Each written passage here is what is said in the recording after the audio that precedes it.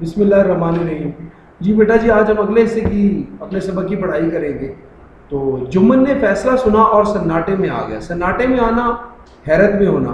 احباب سے کہنے لگا، احباب دوستوں سے، بھائی اس زمانے میں یہی دوستی ہے کہ جو اپنے اوپر بھروسہ کرے اس کی گردن پر چھری پھیری جائے۔ بھروسہ، اعتماد، یقین۔ اس فیصلے نے الگو اور جمن کی دوستی کی جڑیں ہلا دی۔ تناور درخت حق کا ایک جھونکا بھی نہ سہ سکا۔ تناور مضبوط، حق سچ، سہنا برداشت کرنا۔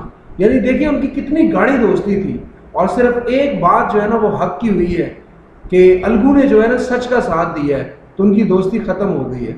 وہ اب بھی ملتے تھے، مگر وہ تیر و سپر کی طرح۔ سپر جو ہے نا ڈھال کو، یعنی کہ ایک دوسرے کے الٹ ہونا۔ تیر کا کام ہے مارنا، ڈھال کا کام ہے بچانا، تو یعنی کہ ایک دوسرے کے الٹ ہو گئے تھے وہ۔ جمن کے دل سے دوست کی غداری کا خیال دور نہ ہوتا تھا، اور انتقام کی خواہش چین نہ لینے دیتی تھی۔ انتقام بدلا، چین سکون۔ خوش قسمتی سے موقع بھی جلد مل گیا۔ الگو چودھری پچھلے سال میلے سے بیلوں کی ایک اچھی گوئیاں مال لائے تھے۔ یہ بیٹا جو ہے نا گوئیاں مال، یعنی کہ گائے کی نسل کا مال۔ پچھائے نسل کے خوبصورت بیل تھے۔ پچھائے نسل یعنی کہ نسل کا نام ہے، جو بیل کی ایک نسل ہوتی ہے۔ مہینوں تک قرب و جوار سے لوگ انہیں دیکھنے آتے رہے، قرب و جوار آس پاس سے۔ اس پنچایت کے ایک مہینہ بعد ایک بیل مر گیا۔ تو یہ بیٹا یاد رکھیے گا کہ جو پہلی پنچایت ہوئی تھی اس کی کتنے عرصے بعد بیل مرا، تو یہ جواب 1 مہینہ بعد۔ جمن نے اپنے دوستوں سے کہا، یہ دغا بازی کی سزا ہے۔ دغا بازی، دھوکے بازی کی۔ انسان صبر کر لے مگر خدا نیک و بد دیکھتا ہے۔ نیک و بد یعنی اچھا برا۔ الگو کو اندیشہ ہوا، ڈر ہوا کہ جمن نے اسے زہر دلوا دیا۔ اور جی بیل کے بارے میں الگو کا کیا خیال تھا کہ جمن نے اسے زہر دلوایا ہے۔ اس کے برعکس الٹ، یعنی کہ چودھرائن جو ہے، چودھری الگو کی بیوی جو تھی، اس کا خیال تھا کہ اس پر کچھ کرایا گیا ہے۔ کرایا گیا یعنی کہ تعویذ وغیرہ کروایا گیا، جادو کروایا گیا۔ چودھرائن اور فہمین میں ایک دن زور و شور سے ٹھننا مطلب لڑائی ہونا۔ دونوں خواتین نے روانی بیان کی ندی بہا دی۔ تشبیہات اور استعاروں میں باتیں، یعنی انہوں نے ایک دوسرے کو سمجھ لیں، مختصر یہ کہ گالیاں دی انہوں نے۔ بارے جمن نے آگ بجھا دی، بیوی کو ڈانٹا اور رزم گاہ سے ہٹا لے گیا۔ رزم گاہ میدان جنگ۔ ادھر الگو چودھری نے اپنے ڈنڈے سے چودھرائن کی شیریں بیانی کی داد دی۔ شیریں بیانی میٹھے بول، داد دینا تعریف کرنا۔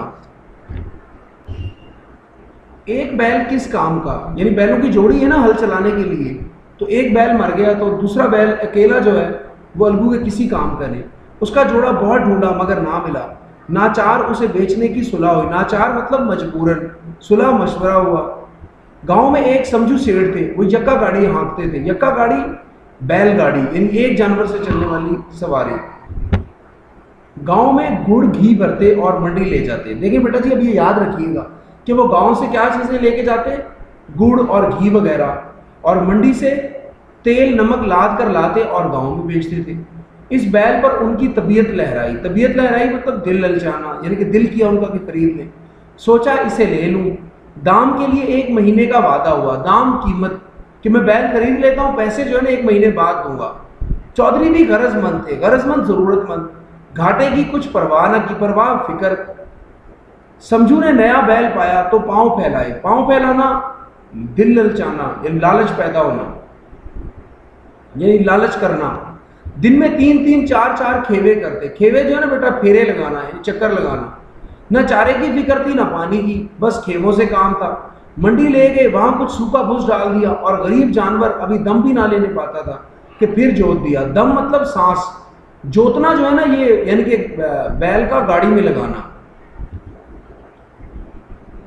تو مہینے بھر میں بیچارے کا کچومر نکال دیا۔ کچومر نکالنا، بھرکس نکال دینا، یعنی کہ برا حال کر دینا۔ یکے کا جوا دیکھتے ہی بیچارے کا ہاؤ چھوٹ جاتا۔ جوا وہ لکڑی جو گاڑی چلانے کے لیے بیلوں کے کندھوں پہ رکھی جاتی ہے۔ ہاؤ چھوٹ جانا یعنی گھبرا جانا۔ ایک قدم چلنا دوبھر تھا۔ دوبھر مشکل، ہڈیاں نکل آئی تھیں، لیکن اصیل جانور، اصیل شریف یعنی خالص نسل کا۔ مار کی تاب نہ تھی، تاب برداشت۔ ایک دن چوتھے کھیوے میں سیٹھ جی نے دونا بوجھ لادا۔ لو جی اب بیٹا یہ یاد رکھنا کہ بیل کون سے پھیرے میں مرا تھا، تو چوتھا کھیوا تھا اس دن کا اس کا۔ تو دیکھیں چوتھا کھیوا یعنی کام بھی زیادہ لیا، اور سیٹھ جی نے بوجھ بھی کتنا کر دیا، دونا دوگنا۔ यानी डबल। दिन भर का थका जानवर, पैर मुश्किल से उठते थे। इस पर सेठ जी कोड़े रसीद करने लगे। कोड़े रसीद करना, कोड़े मारना।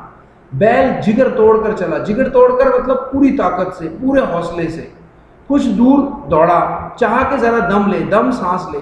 उधर सेठ जी को जल्द घर पहुंचने की फिक्र। कई कोड़े बेदर्दी से लगाए। बैल ने एक बार फिर जोर लगाया, मगर ताकत ने जवाब दे दिया। जमीन पर गिर पड़ा और ऐसा गिरा कि फिर ना उठा, यानी मर गया बैल। कई बोरे गुड़ और कई कनस्तर घी के बेचे थे। कनस्तर डिब्बे 200-400 रुपए कमर में बंधे हुए थे। लो जी, सेठ के पास कितने पैसे थे? 200-400 रुपए। गाड़ी पर कई बोरे नमक के थे, छोड़कर जा भी ना सकते थे। गाड़ी पर लेट गए, वहीं रत जगह करने की ठान ली। रत जगह, रात भर जागना, ठान लेना, अहद कर लेना। और आधी रात तक दिल को बहलाते रहे। हुक्का पिया, गाया, फिर हुक्का पिया, आग जलाई, तापा। अपनी दानिश में तो वो जागते ही रहे। दानिश समझ, यानी उन्हें लगा कि वो जाग ही रहे हैं, लेकिन क्या हुआ? सो गए। मगर जब पूह फटी, चौके और कमर पर हाथ रखा तो थैली निधारत। पूह फटना, आसमान पर सुबह की रोशनी का नमूदार होना। चौंकना, सोते सोते जागना। निधारत, गायब। कलेजा सुन से हो गया। सुन हो जाना, बेहरकत हो जाना। कमर टटोली, टटोलना, तलाश करना। थैली का पता ना था।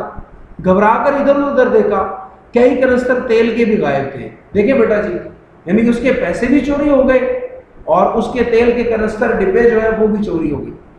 सर पीट लिया, पछाड़े खाने लगे। पछाड़े खाना होता है तड़पना।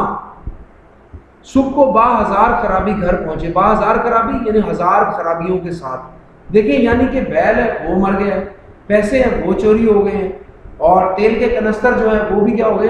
तो हजारों खराबियों के साथ वो घर पहुंचा कि मेरा ये नुकसान हो गया है।